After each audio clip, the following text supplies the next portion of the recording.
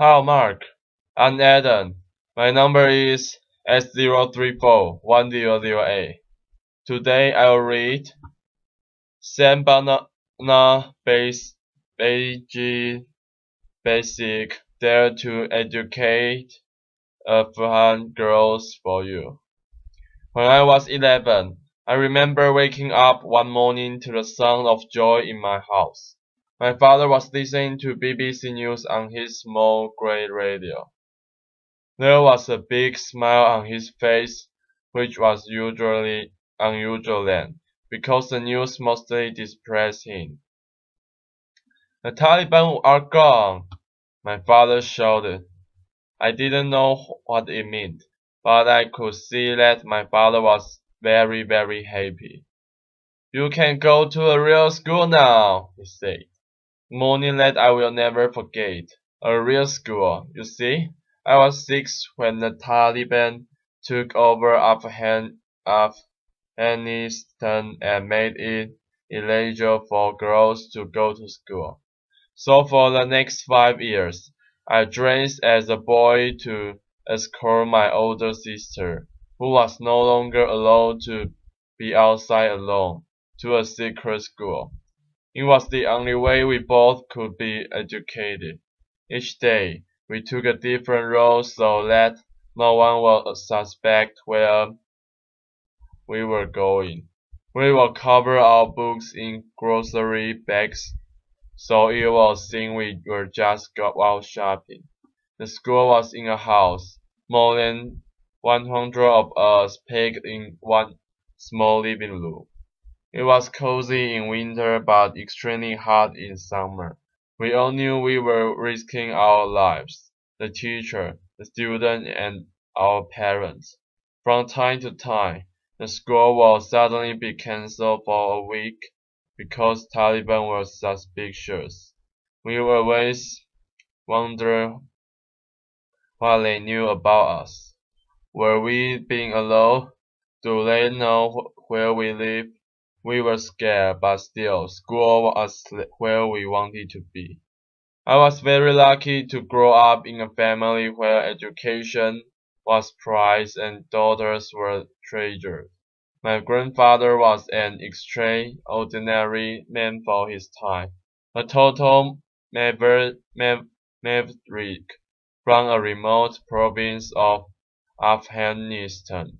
He insists that his daughter, my mom, go to school, and for that he was disowned by his father. But my educated mother became a teacher. There she is.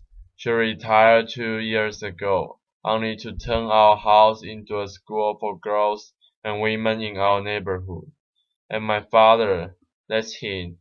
He was the first ever in his family to receive an education. There was no question that his children would receive an education, including his daughter, despite the Taliban. Despite the risks, to him, there was greater risk in not educating his children. During Taliban years, I remember there were times I would get so frustrated by our life and always being scared and not seeing a future. I would want to quit, but my father, he would say, "Listen, my daughter, you can lose everything you own in your life. Your money can be stolen. You can be forced to leave your home during a war. But the one thing that will always remain with you is that what is here. If we have to sell our brew to pay your school fees, we will. So do you still not want to continue?" Today I am 22. I was raised in a country that has been destroyed by decades of war.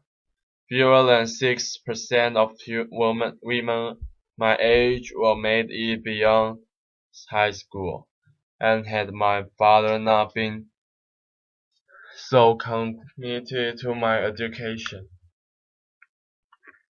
I would be one of them. Instead, I stand here, a proud graduate of Middlebury College. Pros.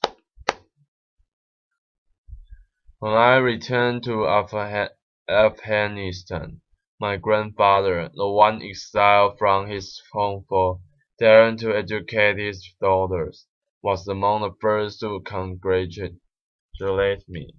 He not only brags about my college degree, but also that I was the first woman, so that I am the first woman to drive in through the streets of Kabul.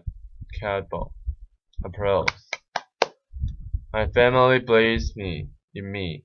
I dream big, but my family dreams even bigger for me. That's why I'm a global ambassador for 10, a global campaign to educate women. That's why I confounded Sola, the first and perhaps only boarding school for girls in Afghanistan, a country where it's still risky for girls to go to school. The exciting thing is that I see students at my school with ambition grabbing at opportunity, and I see their parents and their fathers who, like my own, advocate for them, despite and even in the face of daunting opposition. Like like Amit, that's not his real name, and I cannot show you his face. But Amit is the farmer of one of my students. Less than a month ago, he and his daughter were on their home way from Sola to their village, and they literally missed being killed by a roadside bomb by minutes. As he arrived home, the phone rang, a voice warning him that if he sent his daughter back to school, I will try it again. Kill me now if you wish, he said, but I will not ruin my daughter's future because of your old and backward ideas. What I have come to realize about Afghanistan, and this is something that is often dismissed in the West, that behind most of us who succeed in a father who recognizes the value in his daughter and who sees that her success in his success.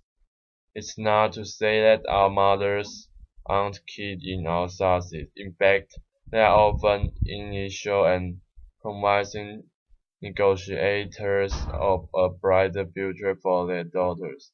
But in the context of a social like in Afghanistan, we must have the support of men. Under the Taliban, girls who went to school numbered in the hundreds.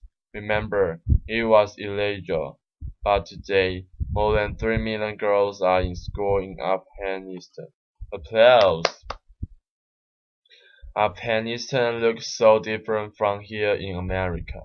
I found that America sees the fragility in change. I feel that this change will not last much beyond the U.S. troops withdrawal. But then I am back in Afghanistan. When I see the students in my school and their parents who advocate for them, who encourage them, I see a promising future and a lasting change. To me, Afghanistan is a country of hope and boundless possibilities, and every single day, the girls of Ola remind me of that. Like me, they are dreaming big. Thank you. Applause. Oh, and that my number is S0341008, and my level is sophomore. See you next time. Bye bye.